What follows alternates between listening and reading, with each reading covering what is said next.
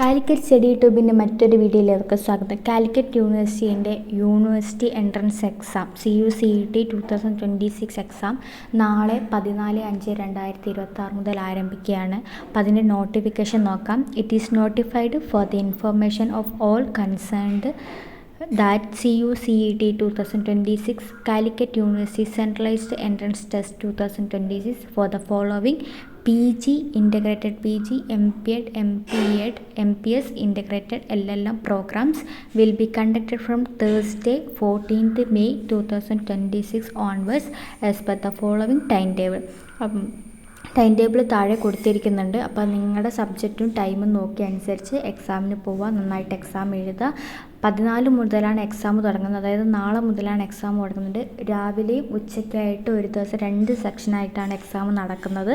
അപ്പോൾ നിങ്ങളുടെ ടൈം എങ്ങനെയാണോ അനുസരിച്ച് അതനുസരിച്ച് മുന്നേ പോയി എക്സാം നന്നായിട്ട് എഴുതുക.